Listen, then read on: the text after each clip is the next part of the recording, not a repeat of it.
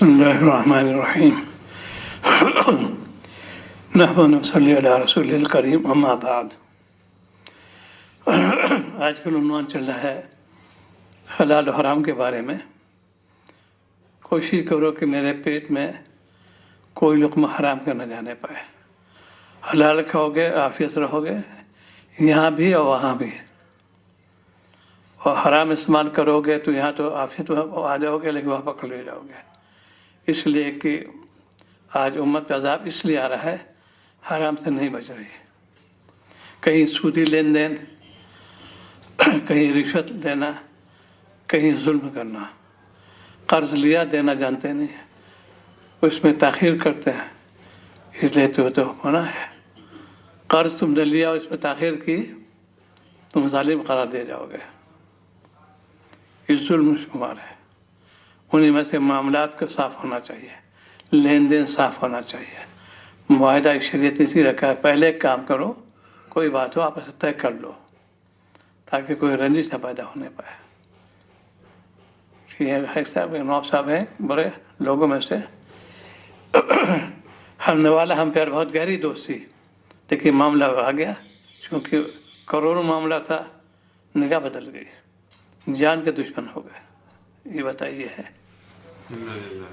اس لیے شریعت کہتی کوئی معاملہ ہو پہلے صاف کر لو. کوئی گنجلا کو نہیں سمجھا تو ثالث بنا لو، اس کے فیصلے پہ چھوڑ دو تاکہ وہاں نہ پکڑ جاؤ. یہ بات قابل اصلاح ہے.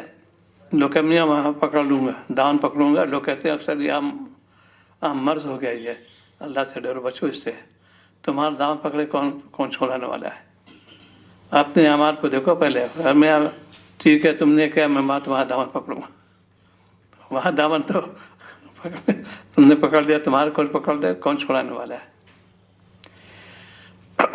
کوئی دعوت جہاں پہ بھی کچھ ہلکا سا بھی شبہ ہو کہ معاملہ اس کا ٹھیک نہیں ہے.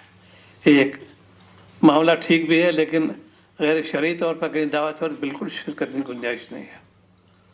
ان کا دل تم نے خوش کیا، مالک دل ناراض کر لیا. ان کا دل خوش کرنے کے لیے مالک تم ناراض کیا تو ظاہر ہے کہ مالک کو ناراض کرو گے تو کہاں رہو گے تم. استغفار کرنا چاہیے. طبیعت بحالی کبھی ہوتی ہے، کبھی گرانی ہوتی ہے. یہ اللہ ہی کی طرف سے ہوتا ہے معاملہ، ان کے قبضے قدرت میں. قلب کی حرکت ایک لمحے کے اندر سائلنٹ ہو جائے، انسان چلا جائے دنیا سے. یہ حرکت ہو رہی ہے، بات کر رہے ہیں. اس سے مزید یہ کہو کہ اللہ میری زبان کو آپ محروم نہ رکھیے گا، میں آپ کا ذکر کروں. تو حلال کھاؤ. اسی لیے اس کتاب کا عنوان بھی ہے، حکیم صاحب نوران کے مجاز بھی ہے. حرام تو کھایا مگر کیا کھویا اور کیا پایا. ایک قصہ ہے مولانا شاہ مسیح اللہ صاحب نوران مرقدہ کا. حضرت مولانا مسیح اللہ صاحب نوران مرقدہ کی نصیحت کا اثر ہے.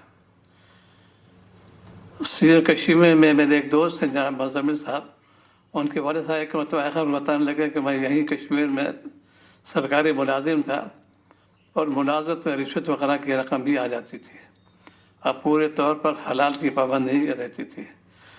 اسی دوران میرا جلال آباد جانا ہوا.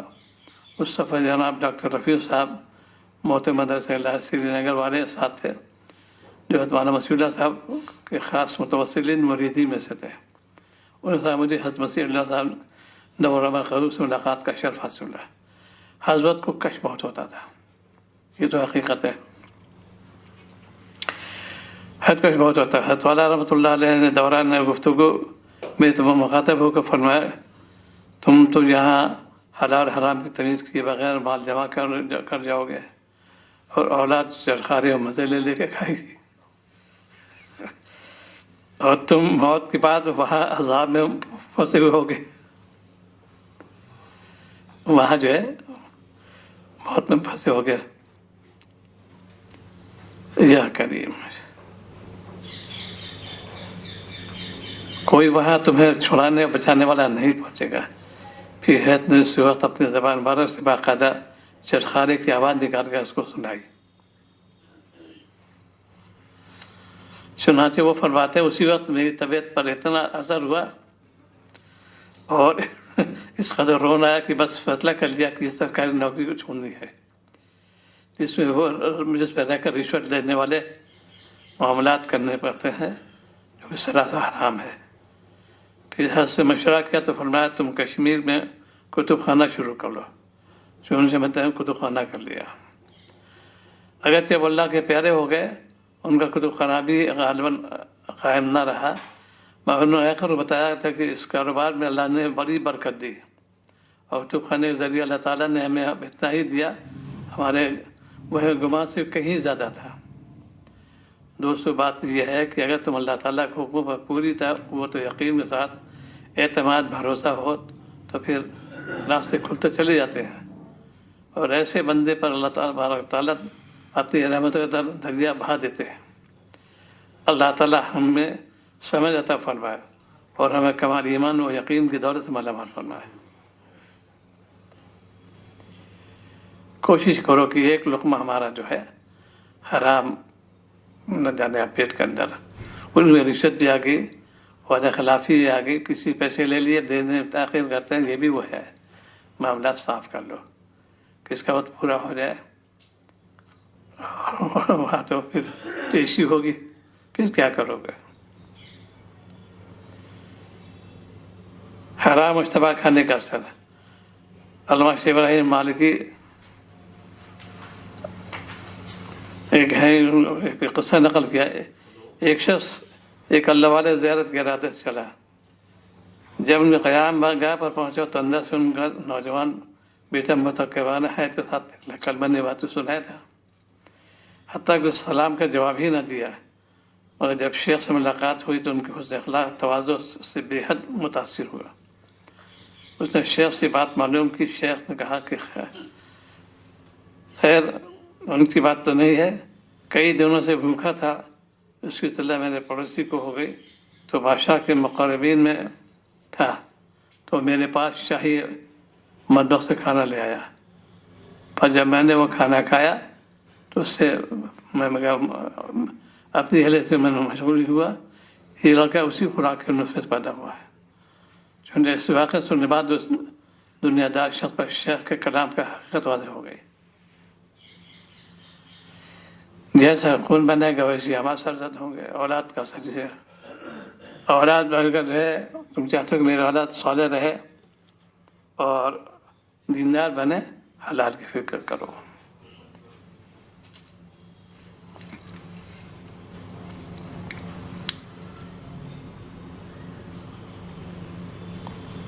धोखा देकर कमाए हुए रुपये का अंजाम वाक़या है ही है। ये वाक़यात सच्चे भी हैं, इसमें कोई ये तो नहीं हमारे जैसे आजकल है थे कहावत, ये तो नहीं, मैथोलॉजी नहीं इसके अंदर। एक शख्स के पास एक बड़ी बेकार किस्म की गाड़ी थी जो अंदर से बिल्कुल ख़राब थी। उसको बेचना उस वक्त तक जायज़ नहीं था जब तक इसके अंदर के अयूब खराबियाँ का जिक्र न किया जाए।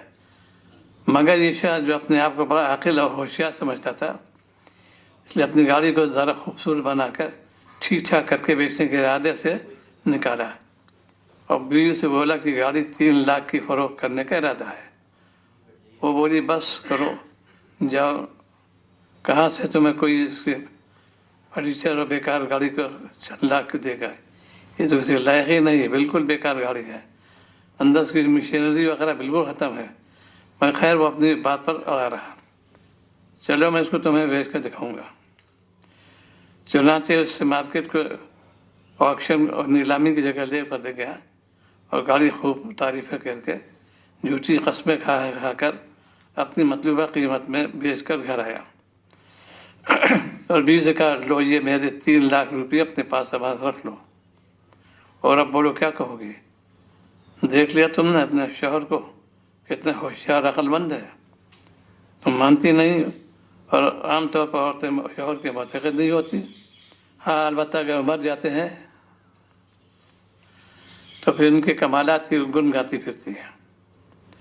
इसका कुदरत के उसके बाद कुदरत क्या करती है, अपने मुतालिब से कह रहा था कि उस ले लिया तुमने, कितनी ख़राब गाड़ी थी, मगर तुम्हें मालूम नहीं होशियार हाथ ख़रीदा है باتیں کی، ایک دو مرتبہ بہکانے کا جھوٹی قسم کھا لی، بس پھر کیا تھا فوراً کا بن گیا، اب تم میری ہوشیاری کی داد دو گیا نہیں۔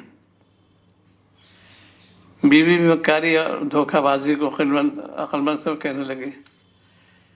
بیوی بولی واقعی آج تو میں تمہاری ذہانت اور سمجھداری کا لوہا مان گئی اور تمہاری صلاحیت اور قابلیت کی داد دیتی ہوں۔ خیر سے بیوی سے کہا کہ لو اس اپنے پاس محفوظ رکھ لو، اب ذرا دیکھتے ہیں کوئی اچھی گاڑی سامنے آئے گی تو خرید لیں گے۔ چند ہفتوں کے بعد ایک دن شوہر آیا کہ جناب لاؤ 3 لاکھ روپے جو میں نے تم کو دیے تھے، اسے بس 2 لاکھ اور ملانے ہیں، تو ابھی فلاں گاڑی نیا ماڈل ہے، بازار میں اس کی عام قیمت 10-12 لاکھ سے کم نہیں ہے، میں کہیں اگر دیکھ کر آیا ہوں اور بات کر کے آیا ہوں، مجھے 5 لاکھ مل رہی ہے۔ بھی بڑی دماغ تمہارا صحیح ہے، جس گاڑی کا تم نے نام لے رہے ہو تو بہت ہی مہنگی گاڑی ہے، وہ نئی گاڑی کبھی بھی 10 لاکھ 12 سے کم نہیں مل سکتی، تم اس سے ہرگز نہیں خرید نہیں سکتے۔ شوہر کہنے لگا تم عورتیں ہو تو ایسی قوم ہو کہ بڑی جلد بھول جاتی ہو، ابھی چند ہفتوں پہلے کی بات کی تم بھول گئی، لاؤ ذرا تم مجھے وہ رقم دے دو، شام تک انتظار کرو، پھر دیکھنا کہنا کہ کیا تھا۔ چنانچہ تو شام کے بعد میں واقعی وہی گاڑی نئے ماڈل والی لے کر گھر پہنچے۔ پھر شوہر کی بیوی کی باتیں ہوئی، اب تو صاحب سارے گھر والے بیوی بچے پھولے نہ سما، اور بیوی ہر طرف اپنے شوہر کے کمالات اور ہوشیاری، عقل مندی اور ذہانت فطانت کے گیت گاتی پھرتی تھی۔ اس کے شوہر کے یا رہبا میں بھی اس کے متعلق کچھ شور شباب ہے کہ واقعی بہت ماہر فن آدمی ہے۔ مکاری دھوکہ بازی بالآخر ایک دن تباہی بربادی بن گئی۔ بہرحال خوب مزے میں شوہر اپنی بیوی بچوں کے لے کر ہر طرف گھومتا پھرتا تھا۔ چند دن بعد رات میں باہر سے کسی نے گھر کا دروازہ کھٹکھٹایا، جب اس نے دروازہ کھولا تو پتہ چلا کہ باہر پولیس کھڑی ہے۔ اب پورے ثبوت ساتھ وہ پولیس آ کر کہنے لگی تمہارے گھر کے اندر گیراج میں فلاں قسم کی گاڑی ہے، اس کا نمبر پلیٹ ہے، یہ دہلی کی گاڑی ہے، فلاں تاریخ میں فلاں جگہ سے تم نے اس کو چوری کیا ہے اور ہمارے پاس پورا ریکارڈ موجود ہے۔ میرا پولیس نے شخص سے کہا کہ تو تمہاری گرفتاری کے وارنٹ ہے اور گاڑی چابی دو چلو۔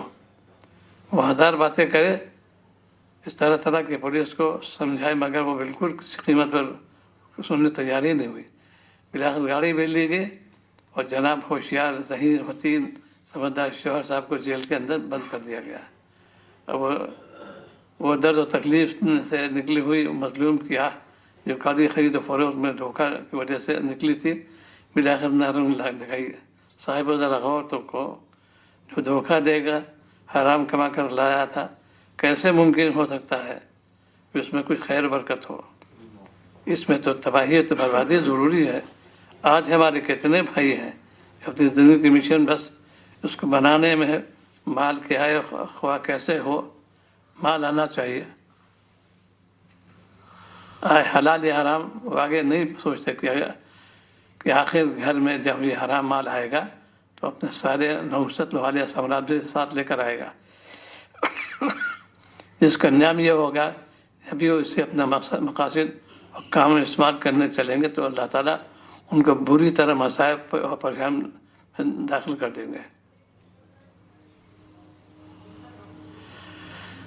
اللہ، حرام خوری کی تباہی اور بربادی وہی آسمانی فیصلہ ہے۔ خبردار خبردار خبردار، 3 مرتبہ فرمایا۔ نبی اکرم صلی اللہ علیہ وسلم کو باتوں کے سرسری طور پر ہرگز نہ لینا، یہ وہی آسمانی ہے جو بالکل سچ اور برحق ہے۔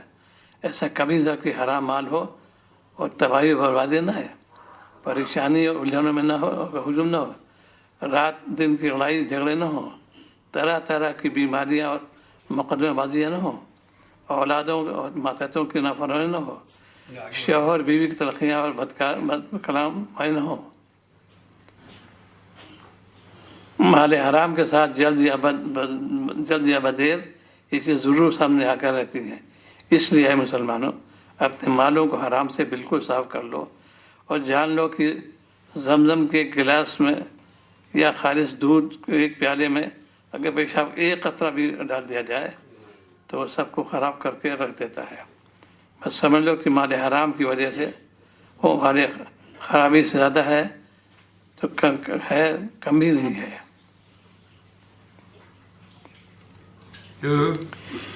چھوٹے چھوٹے عنوان قائم کیے، بہت پیارے عنوان ہیں. یہ بے وقوفی کو عقل مندی سمجھنا کیسا عقلوں کی مسوم ہے، عقل مس ہو گئی ان کی. کس قدر ناسمجھی اور نادانی کی بات ہے کہ اس زندگی میں حرام جمع کر کر کے گاڑیاں، دکانیں، مکانات، کھیتیاں، دوسری عیش و عشرت کے سامان خرید کر خوب سامان دنیا جمع کر لیا. مرتے وقت سب کچھ یہاں چھوڑ کر جانا.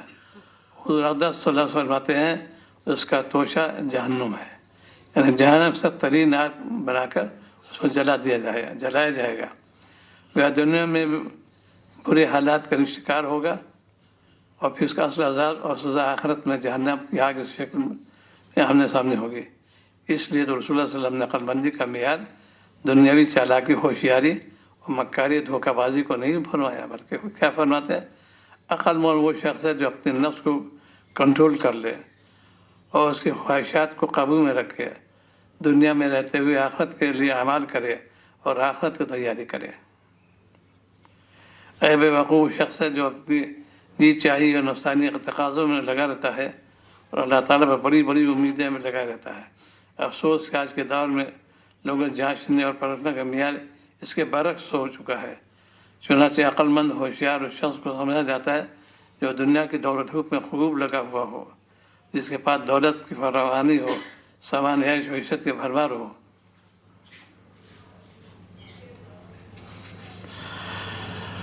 اور جس شخص کو فکر آخرت دنیا کے جھمیلوں سے دور رکھ کر آخرت کا مشغول رکھا ہوا ہے، اسے معمولی اور بے حیثیت اور بہت سے لوگ تو بے وقوف سمجھتے ہیں.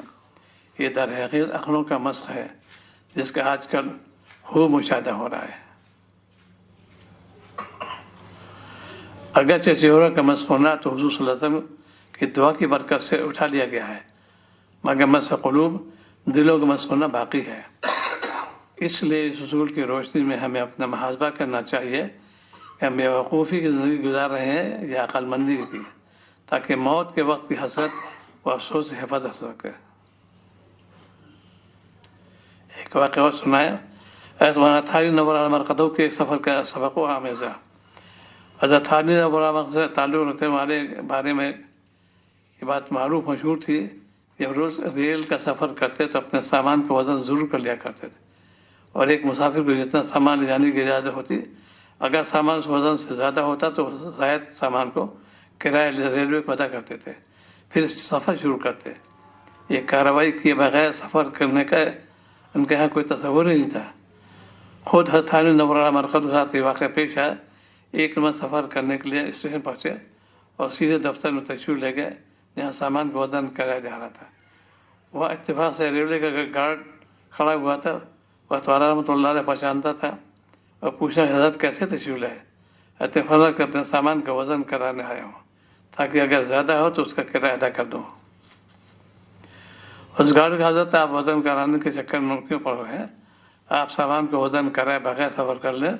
میں تو آپ ساتھ ہوں اور میں ٹرین کا گارڈ ہوں. آپ کو راستے میں کوئی نہیں پکڑے گا، اور اگر سامان زیادہ ہوا تو آپ سے کوئی شخص بھی جرمانے کا مطالبہ نہیں کرے گا. حضرت نے اس گارڈ سے پوچھا کہ آپ کہاں تک میرے ساتھ جائیں گے؟ اس گارڈ نے کہا فلاں اسٹیشن تک جاؤں گا. حضرت والا نور مرقدون نے پوچھا کہ اس کے بعد پھر کیا ہوگا؟ اس نے جو گارڈ آئے گا میں اسے کہہ دوں گا ان کے سامان کا وزن خیال رکھنا. حضرت والا رحمۃ اللہ علیہ نے پھر پوچھا اگر وہ گارڈ کہاں تک جائے گا؟ گارڈ نے جواب دیا کہ وہ گارڈ جہاں تک آپ کی منزل ہے وہاں تک جائے گا، آپ کے ساتھ سفر کرے گا، اس لیے اب کوئی خطرہ نہیں. حضرت رحمۃ اللہ علیہ نے فرمایا کہ مجھے اور بھی آگے جانا ہے. اس نے پوچھا کہ آگے کہاں جانا ہے؟ حضرت نے فرمایا کہ مجھے تو اس منزل سے آگے اللہ تعالیٰ کے یہاں پاس جانا ہے. وہاں کون سا گارڈ میرے ساتھ جائے گا جو مجھے اللہ تعالیٰ کے سامنے سوال جواب سے بچائے گا؟ پھر حضرت رحمۃ اللہ نے فرمایا کہ ٹرین تمہاری ملکیت نہیں ہے، اس لیے تمہارا اختیار نہیں ہے، تم اپنی طرف سے اجازت نہیں ہے کہ تم کسی شخص کے زیادہ سامان کو کرایہ ادا کیے بغیر چھوڑ دو، لہذا میں تمہاری وجہ سے دنیاوی پکڑ سے تو بچ جاؤں گا، لیکن اس وقت جو چند پیسے ہیں بچا لوں گا تو چند پیسے میرے لیے حرام ہو جائیں گے۔ ان حرام پیسوں کے بارے میں جب اللہ تعالیٰ کے سامنے سوال ہوگا، وہاں پر کون سا گارڈ مجھے بچائے گا اور کون سا جواب دوں گا؟ یہ ہے آج ہم لوگ نے انہیں پیسے بچا لیا، یہ اسی لیے بھائی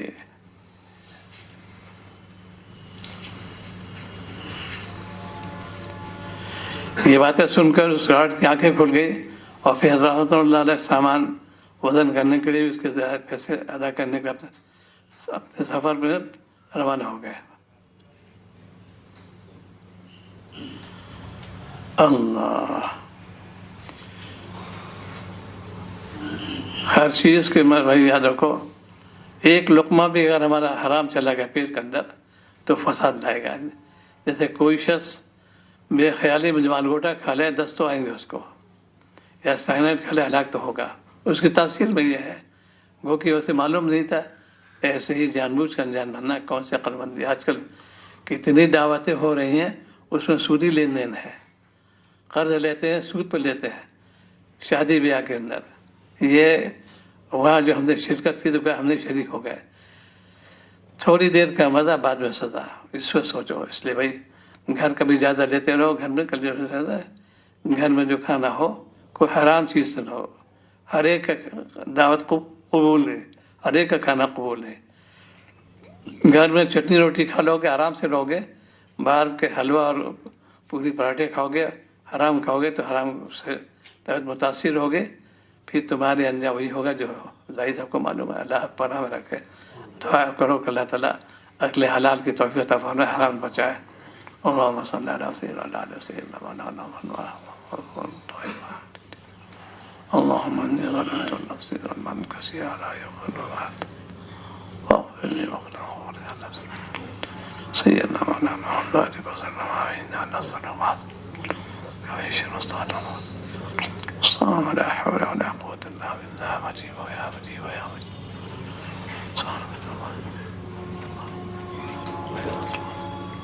صلى الله تعالى عليه وسلم. أسأل الله العظيم رب العرش العظيم أن يشفيك.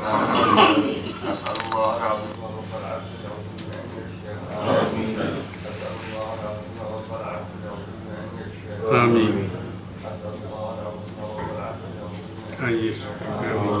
أسأل الله العظيم رب العرش العظيم أن يشفيك. آمين. أسأل الله العظيم رب العرش العظيم أن يشفيك. آمين. أسأل الله العظيم رب العرش العظيم أن يشفيك. آمين. آمين.